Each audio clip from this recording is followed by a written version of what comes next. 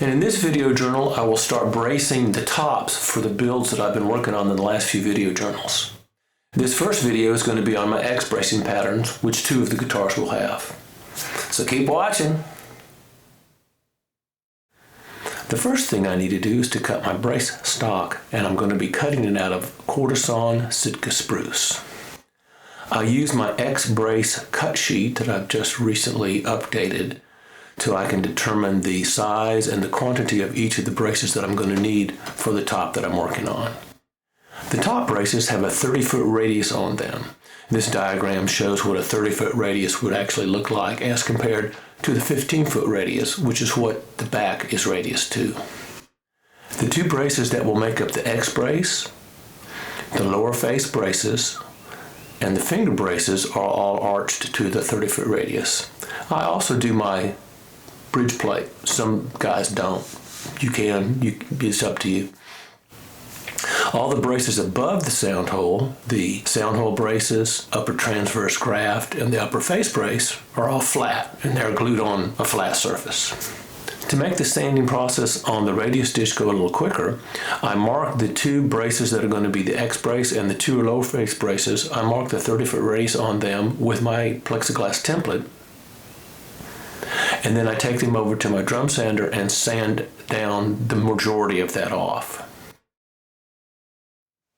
The finger braces are so short that there's no problem radiusing them on the radius dish. I don't need to do any pre-sanding on those. After I've done the primary sanding on the disc sander, I go over to the radius dish and do the final sanding of the braces on there to get the radius fine-tuned. And it's important for me to sand those braces in the same location on the radius dish that they're going to be when they're glued onto the top. Because the radius dish itself is a dish, so it's not actually a plane in one direction, it's a plane in all directions. So if you sand a brace here, it's not going to fit in the same spot it would here on the top. After all the braces have been arched on the bottom to their proper shape, I take the 2 main X braces over to my plan, and I lay one on there, and I mark where the intersection is going to be between the 2 X braces and also where they meet the sides. I mark 1 X brace right, 1 X brace left, and then arrows on them pointing towards the heel block. Then I cut the lap joint on the X braces where they meet by hand, 1 up, 1 down, and check the fit to make sure that they fit together properly. Before gluing the braces up though, I want to go ahead and pre-taper the scallop that I'm going to be putting in them, save myself a lot of time when I'm carving. I use templates that I have made to mark on those X braces members where I need to carve them out, and then I take them over to my scroll saw and I saw out those portions. It's important for me to keep this one little piece here. I'm going to be using it later to cap the X braces. So I keep it, put it aside somewhere safe, and save it for later. Once I've profiled the braces to the way I want them to be, I go ahead and glue up the X brace joint, clamp it together, and let it dry. Once it's glued up, I take it back over to the 30-foot radius dish and sand it down, final sanding, so it's got the same profile all over. Next, I take the piece of rosewood that is going to become the bridge plate, and I place it on the plans in its appropriate position. Place the X brace on top of that, and then mark on the bridge plate where the X braces meet the bridge plate.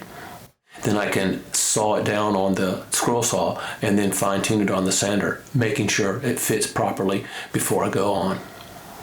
The finger braces are tapered as well, so I sand those down on the radius dish. It doesn't take much, they're small, they're short, and it's easy to get that radius on the bottom. Next, I prepare the upper face brace and the transverse graft. I mark a center line on both of them, and on the upper face brace, I drill a 5/16 inch truss rod access hole towards the bottom of the brace, but not all the way, not so that it cuts all the way through the bottom. There's a little thin strip there at the bottom. I also mark the end profile on the upper face brace and then trim those out on the scroll saw. The upper transverse graft, I round over the edges by hand with a little sanding block till they're smooth. Next, I prepare the top for the bracing process by placing the plans on the top, which is 1/2 inch oversized all the way around. Then lay a straight edge or ruler on there, and I mark on the edges of the top where those braces are going to go. The top is then placed on my 30-foot radius dish with a piece of shelf liner beneath it to protect it from the sandpaper. And I can take my X-brace, which is glued up, and position it carefully on the top. The center of the X-brace is 1 1/8 of an inch down from the sound hole. So I start there, and then I align the arms of the X-brace to the marks that I've made on the top. Once I've got it positioned carefully, I clamp it in place with one go bar in the middle and then one on each end. I use a small feeler gauge that I've made to check around each edge of the brace as it meets the top to make sure I've got a good joint there all the way around.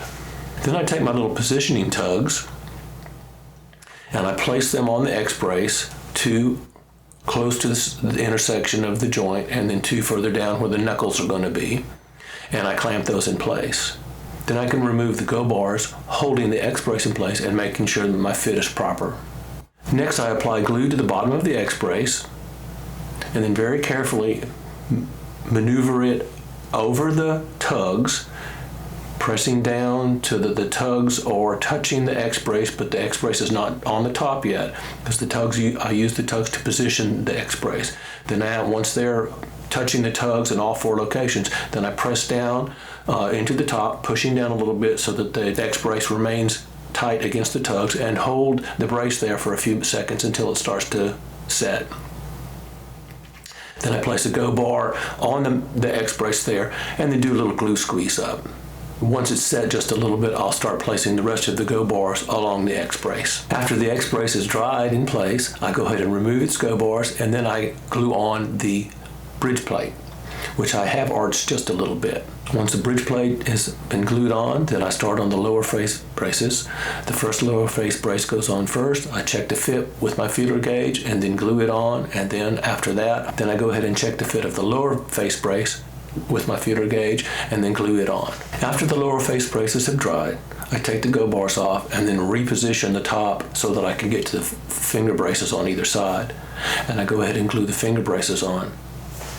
Now the little piece that I cut off from the X-brace members when I was trimming them down, that little piece now becomes the cap over the X-brace. And I'll go ahead and trim it down to about an inch, inch and a half or so, and go ahead and glue it in place right over the joint of my lap joint on the X-braces. By saving the little piece that I cut off of the brace and gluing it onto the same brace, the grain patterns line up, and after it's carved and sanded down, it's hard to tell that that's not just one continuous joint. Before moving on to glue up the flat braces, the upper transverse graft and the upper face brace and the sound hole braces, I go ahead and trim the upper arms of my X-brace to the mark where my upper face brace is on the sides. After I've gotten that joint cleaned up right there at those ends, I take this opportunity to hand plane down the upper arms of the X-brace down to their final dimensions as they meet the sides. I then turn the radius dish over to its flat side, put the piece of shelf liner back on it, and then reposition the top so I can glue on the upper face brace. The little strip of leather that you see helps to keep the go bars from denting in the spruce. At the same time, I can go ahead and glue on the upper transverse graft above the upper face brace. I use little pieces of leather on it to keep it from being dented by the go bars. After those have dried, I take the top off, turn the radius dish back over to its 30-foot radius side, place the shelf liner back on it, and place the top back on, and then glue on the sound hole braces. Once they've dried, then the top looks like this. I'm ready to start doing the carving to get the top to be as responsive as possible. Well, that concludes this portion of the X-bracing of the top. The next video journal that I do will be on how I carve the braces to get it to be as responsive as possible, to give the best possible tone out of the guitar once it's finished. If you would like to have a copy of my new X-brace cut sheet and the other items that I use as documentation on this video, they will be available down below on my Buy Me a Coffee page. So thank you all so much for watching.